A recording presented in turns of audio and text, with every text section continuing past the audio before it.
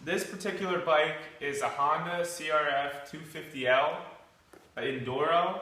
Enduro means that you can ride it on the street, it's street legal, and you can also ride it off-road. Right now, it's set up for off-road mainly. The 250 means that there's 250 cc's. This is a pretty big bike starting out on. I've been riding for a long time, so this bike is a pretty good size for me. Your dirt bikes will come in any size from 50 cc's all the way up to 400 cc's. So when you're starting out, you want to find the size that fits you, whatever your body type is. This is a 2014 model, so it has some newer features on it. If you look over here on the handlebars, you have your key right here, which is going to turn the bike on and off. Your dashboard, which is going to explain how fast you're going, how many miles you have, the time, your fuel, when you're in neutral, your lights, if anything's wrong with the bike. And then over here on the left side of the handlebars, you have your clutch, you have your high beam, low beam lights, you have your horn, you have your left and right turn signals, and then over here on the right, you have your front brake, your kill switch, which will immediately turn the bike off, your starter, and your throttle, which will accelerate the bike. Then if you look down here on the right peg, you have your rear brake right there, and then on the left peg you have your gear shifter.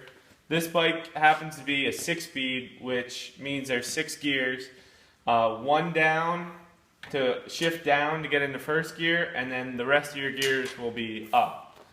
And then you have your kickstand. There's a certain amount of safety procedures you want to go through before riding a bike.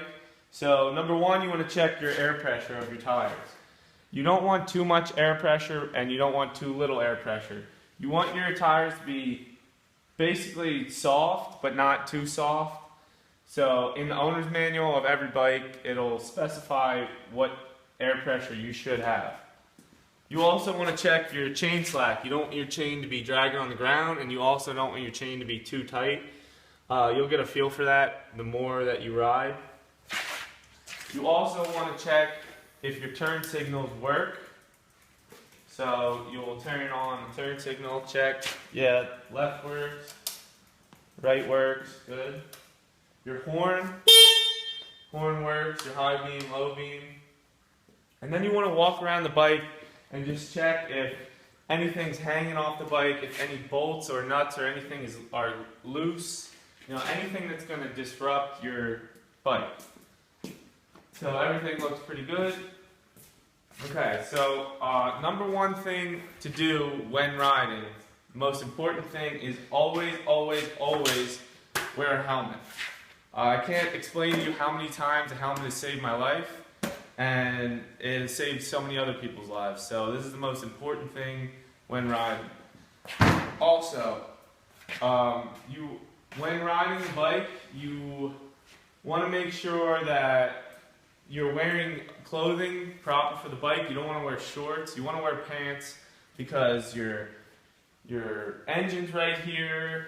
Your exhaust system, you can get burnt from anything on your legs. You really don't want to wear shorts. You want to wear a long sleeve too, especially if you're going through the woods, because sticks or anything can come down and cut you, scrape you, whatever.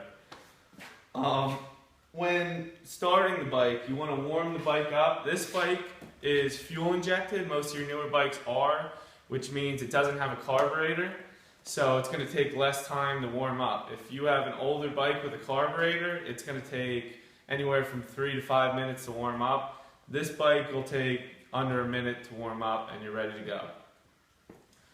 So when riding the bike, you want to start it, warm it up, and once you start, I'm not going to start it right now because you won't be able to hear me, but once you are on the bike and you're ready to go, it's all warmed up, you have your helmet on, you want to hold in your clutch, you're going to shift down into first gear, and then you're going to simultaneously give the bike acceleration by twisting the throttle, and letting out your clutch at the same time. As you do this simultaneously, the bike will begin to accelerate and move forward, and then you want to keep giving it gas as you completely let the clutch out.